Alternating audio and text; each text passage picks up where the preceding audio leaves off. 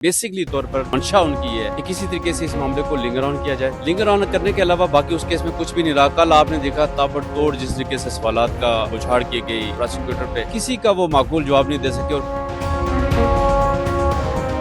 अफसोसनाक सूरत हाल है। इस तरह के पाकिस्तान तहरीक इंसाफ के या इमरान खान के वीएन को नहीं दबाया जा सकता। वो ताली बजाते हैं, लेकिन इस वक्त ताली उन्होंने किसी और के साथ बजाने की कोशिश की, मेरे ख्याल में जो ताली बजाने की पोजीशन में नहीं। बिस्मिल्लाहिर्रहमानिर्रहीम, अस्सलाम वालेकुम। SNN के साथ मैं शाम फुरकान चौधरी इस वक्त हाई कोर्ट में मौजूद हूँ और ओवरसीज़ कम्युनिटी के लिए आज जो प्रोग्राम लेकर आया हूँ नाज़रीन, आज सैफर के अहम और बड़ी केस है और बड़ा केस है। आज हाई कोर्ट में इमरान खान के वकला भी मेरे साथ, वकला टीम भी मेरे साथ मौजूद है, उस चीज़ पर बात करेंगे।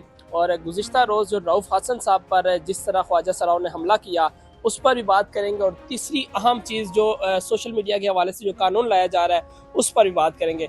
वकला टीम है, वकला की एक अपनी राय है, उस कानूनी राय लेंगे। अस्सलाम वालेकुम जी। जी वालेकुम सर, कैसे हैं? अल्लाह का शुक्र। सर बताइएगा कि साइफर केस में आप साफ़ी भी थक गए हैं, क्या चीज़ रह चुकी है साइफर के केस के अंदर? कल की जो प्रोसीडिंग हुई उसके मुताबिक तो तकरीबन ये सारा एंड था। कल प्रोसिक्यूटर ने ये बात कही थी कि मैं आज, बल्कि शुरू से ही उन्होंने कह दिया था कि आज इसको एंड कर रहा हूँ इस प्रोसीडिंग को। और आज हमारी तवक्को ये थी कि जवाब में आज सलमान सफ्दर साहब कुछ जो अगर उसका जवाब देना चाहते हैं देंगे। लेकिन अनफॉर्चुनेट है कि मुझे बहुत अफसोस होता है इस बात का कि अभी मैंने सुना है कि शायद उसमें उन्होंने कोई पटिशन मूव कर रहे हैं कुछ एक्स्ट्रा डॉक्यूमेंट्स के हवाले से। कभी ऐसा नहीं होता कि आप अपीलेंट स्टेज पे जब आप ट्रायल गुजार चुके हों और आपको इस तरह के डॉक्यूमेंट्स प्रेजेंट करें। बेसिकली तौर पर मंशा उनकी है कि किसी तरीके से इस मामले को लिंगर ऑन किया जाए। लिंगर ऑन करने के अलावा बाकी उस केस में कुछ भी नहीं रहा। कल आपने देखा ताबड़तोड़ जिस तरीके से सवालात का बुछाड़ की गई प्रोसिक्यूटर पे, और किसी का वो माकूल जवाब नहीं दे सके। और कल उन्होंने वही कंटेंट्स बयान किए जो इमरान खान अपने तमाम जलसों में ये बात कहता रहा कि मतलब अमेरिका की इस तरीके से धमकी थी।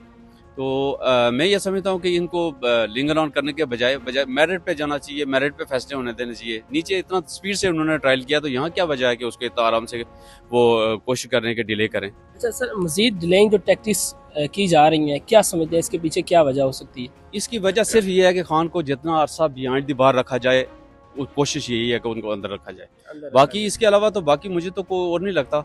इसलिए कि खान के खिलाफ एक ये साइफर केस है, इसके साथ साथ आपको पता है एक इद्दत केस है। तो और किसी केस में तो खान को सजा तो हुई नहीं है कि मतलब उसको अंदर रखा जाए। आपको पता है 9 मई से लेकर तमाम केसेस में या तो वो जमानतों पे हैं या उनमें ट्रायल चल रहे हैं और उनमें जमानतें कंफर्म हो चुकी हैं। तो इसलिए मेरा जो अपना ज़ाती पॉइंट ऑफ व्यू है वो ये है कि सिर्फ और सिर्फ ये डिलेइंग प्रैक्टिस करने की वजह यह है कि खान को जितना अरसा ज़्यादा से ज़्यादा बिहाइंड द बार रखा जाए और उससे जितने भी चीज़ें मनवाने की कोशिश कर रहे हैं वो कि मान जाए वो। नाज़रीन, मिर्ज़ा आसिम बेग साहब हमारे साथ मौजूद हैं, इनसे बात करेंगे। मिर्ज़ा साहब, कैसे हैं आप? जी, करमल का सर बताइएगा कि कल एक नाखुशगवार वाक़या होता है ख्वाजा सराओं की जानिब से मरकज़ी सेक्रेटरी इत्तलात रऊफ़ हसन साहब पर जिस तरह हमला हुआ, किस तरह देखते हैं, क्या रियासत के अंदर ये चीज़ होनी चाहिए? सर, ये बड़ा अफसोसनाक सूरत हाल है। अब रियासत के अंदर रियासत का सफर है और रियासत के अंदर एक नई कौम शामिल हो गई है और उस नई कौम का जो है ना लबादा ओढ़ के जिस तरह वो लोग आए और गर्मी के इस मौसम के अंदर जो चादरें ओढ़ी गई थी, तो जिस तरह शेर अफजल ने कहा ना कि 70 साल बाद हमें ये पता चला कि इन्होंने एक नई कौम पाली हुई है और उसके सारे यहाँ तक बात आ गई है कि उनके सारे तक खिदमात हासिल करके अपने मजमूम मकासद का अरूज चाह रहे हैं। तो बड़ा अफसोसनाक सूरत हाल है जी। इस तरह के पाकिस्तान तहरीक इंसाफ के या इमरान खान के वीएन को नहीं दबाया जा सकता जी। अच्छा, मेरे सब क्या समझते हैं, ख्वाजा सराओं की एक पहचान होती है अगर क्या कि वाकई ये ख्वाजा सरा थे या इन्हें लाया गया कोई प्रॉपर प्लानिंग के? सर, हमें भी आपको इस पाकिस्तान में रहते हुए बड़ा अरसा हो गया, इस शहर इक़्तिदार के अंदर मौजूद हैं, तो उनका एक मखसूस अंदाज होता है, वो ताली बजाते हैं। लेकिन इस वक्त ताली उन्होंने किसी और के साथ बजाने की कोशिश की, मेरे ख्याल में जो ताली बजाने की पोजीशन में नहीं है। कोई अभी तक कोई इतलात आई कि कौन थे वो लोग, उनका पता चला, क्या खबर है? ये IG इस्लामाबाद का जी इम्तिहान शुरू हुआ है, काउंटडाउन शुरू है कि तहकीकात करके। तो मैं तो नहीं समझता कि इतना इस काबिल है IG इस्लामाबाद, इतना ताकतवर है कि वो ताकतवर हल्कों के ऊपर जो है ना हाथ डाले। तो इसी तरह का अफसोसनाक सूरत हाल डी चौक के अंदर भी आई थी, आपको पता, आपने कवर भी किया था शाम में, आपको जानता हूँ। तो वहाँ उस वाक़े को कैफे किरदार तक पहुँचाने के लिए मैं समझता हूँ कि कल मोहसिन अख्तर कियानी साहब के जो रिमार्क्स हैं जो मीडिया के ऊपर नहीं चलाए गए, तो बायस शर्म है और मीडिया के ऊपर चला देने चाहिए थे। चूँकि इस्लामाबाद हाई कोर्ट के जो रिमार्क्स हैं इस हवाले से वो बड़े क्लियर कट हैं कि ग्रेड 18 के ऑफिसर की हिम्मत इतनी किसने दी, रियासत के अंदर रियासत का सफर कौन परवान चढ़ा रहा है। तो ऐसे किरदारों को बेनकाब करना चाहिए ताकि मुल्क पाकिस्तान का नुकसान हो रहा है, रियासत पाकिस्तान का नुकसान हो रहा है, ऐसे किरदारों को बेनकाब होना चाहिए। मिर्जा साहब, एट द एंड बताइएगा, जो काला कानून लाया जा रहा है मीडिया के ऊपर, मीडिया के ऊपर जो कदगन लगाई जा रही है, इस हवाले से क्या कहना चाहेंगे? मैं इस शर्मनाक कानून की शदीद अल्फाज में मज़म्मत करता हूँ। मैं साफ़ी बरादरी के साथ खड़ा हूँ और पाकिस्तान के इलेक्ट्रॉनिक मीडिया, प्रिंट मीडिया और दीगर जो साफ़ी हज़रात हैं, मैं उनसे एक गुज़ारिश करना चाहता हूँ कि ये पेमरा का जो नोटिफिकेशन है इसको चैलेंज करें। और मैं समझता हूँ कि फंडामेंटल राइट आपका कॉन्स्टिट्यूशन आपको प्रोवाइड करता है। आप इस वक्त जो पाकिस्तान के अंदर जो जमहूरियत के अंदर थोड़ी बहुत जान है ना, वो सोशल मीडिया की बदौलत है।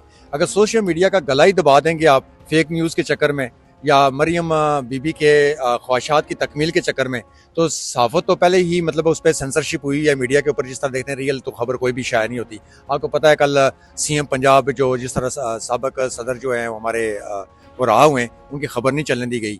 डीजो का वाक़े की खबर नहीं चलने दी गई। मोहसिन अख्तर कियानी साहब के रिमार्क्स मीडिया के ऊपर नहीं चलने दी गई। सेंसरशिप है ना, और क्या है सर। तो लाइव कोर्ट प्रोसीडिंग होती है, मतलब स्ट्रीमिंग वाला जो केस था खान साहब वाला, तो बाकी सारी दिखाई जाती रही। भुट्टो केस में दिखाई, 50 साल वाले केस में मुर्दा केस को चलाया गया, जिंदा किया गया, लाइव स्ट्रीमिंग हुई। लेकिन खान साहब को मैं समझता हूँ कि मतलब एक स्कूम के साथ ज्यादती की गई, उनकी लाइव स्ट्रीमिंग नहीं हुई है।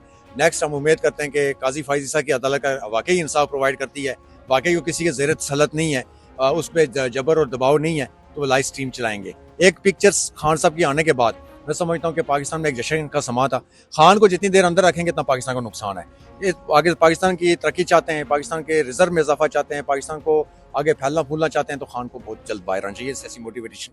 बिल्कुल जी नाज़रीन, ये थी कानूनी और वकला टीम जो इजहार ख्याल कर रही थी इस वक्त जो केसेस हैं उन हवाले से। इंशाल्लाह फिर मिलेंगे किसी नए टॉपिक के साथ। अब तक अपने मेज़बान को इजाज़त दें। अल्लाह हाफ़िज़।